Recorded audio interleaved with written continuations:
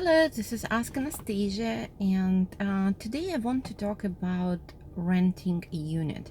I want to give you tips. This video it's for tenants. It's not for landlord, which is strange.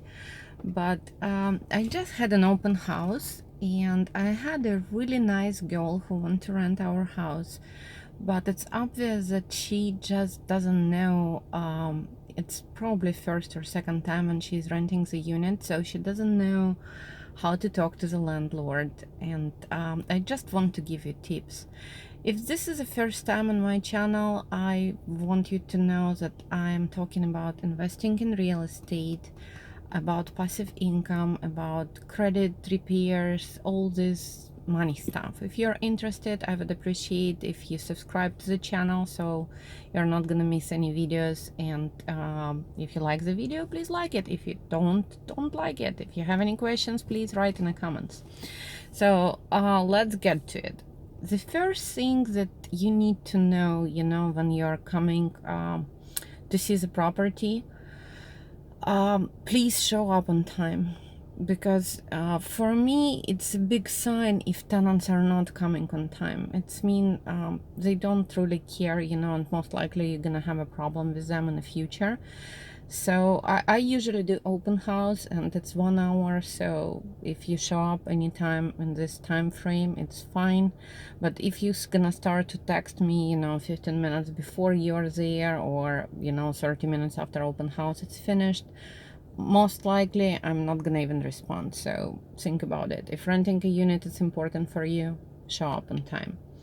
Second thing that I recommend you to pay attention to, it's how you dress, and how your car looks, because I'm looking at this thing.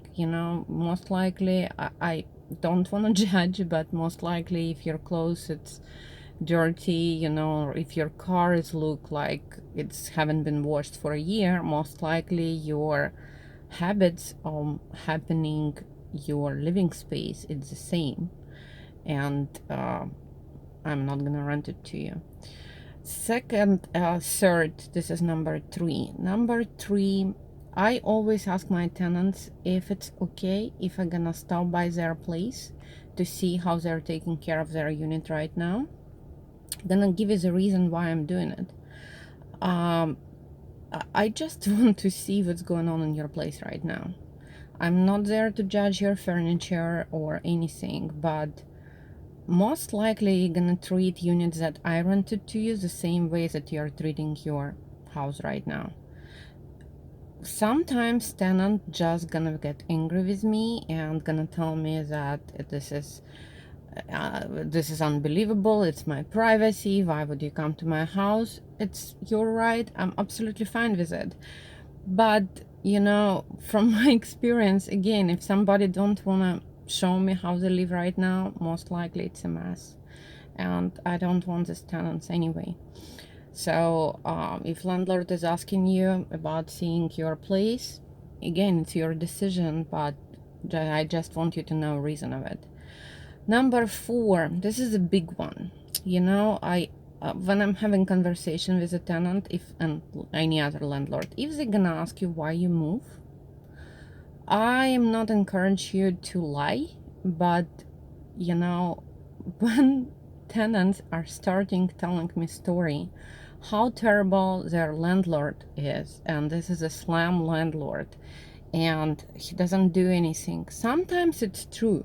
I believe it is. Sometimes landlords don't do their job. But me as a landlord, if somebody is bad mouthing another landlord, I gonna call the landlord, I gonna ask what's happening, and usually it's not working in your favor. So when somebody's asking you why you're moving, don't say bad thing about your landlord. Just say I'm looking for closer location to my school or to my work, or I need a bigger space, or I live in an apartment and I want to move to the house. Number 5, when landlord is asking you how long you are planning to stay, the best answer that I want to hear, it's for a long time. I don't want tenant who gonna move every year And again, don't lie, you know, but just I'm trying to show you points and what we are looking. So just you can answer at least a year, but if everything is fine, you know, if I like the neighborhood and the house, I'm planning to stay 5-10 more years. Tip number six would be your credit. If you have challenges with your credit, which I believe I don't know, most of people are, explain. You know, if you had a late payment for your car 6 months ago, when, you know, you lost your job, or you have some I don't know, car accident, and you have to come up with the money, and it's happened once, just explain to the landlord, write an explanation letter. You know, if there is a sudden drop in your income, something happened, just explain, put it in writing. I highly recommend, you know, when you submit your application, submit with as much as paperwork as possible. What is our point of view? We want to have a tenant who is staying in a unit, who is paying on time, and don't give us trouble. If you have some credit issues, you have to compensate it somehow. You know, just say that, look, I know I have a credit issues, but it's happened once, and I'm usually on time with my payments. And I know that you have probably better, you know, applicants, but I can offer you, you know, like whatever repairs, it's below $100. I'm gonna take care of it. I'm not gonna give you a call. I'm not gonna bother you. If I have two tenants and you're the one who are telling me this, of course, you're gonna put it in writing, but chances are that I'm gonna choose you. Tip number 7, I believe. If you do not have a good credit, I highly recommend ask your friends, your family members, whoever it is, that they put you as an authorized user on their good credit card. Because let's say your mom has a credit card with, I don't know, TG Maxx, and she's having it for 5 years, and she always paying on time, and her balance, it's not full. It's like, let's say that she has a credit limit of $1,000, and it's just, she spent it $200, and then she's paid off. Ask her to add you as an authorized user. It's no risk to the person who is adding you, because they don't give you credit card.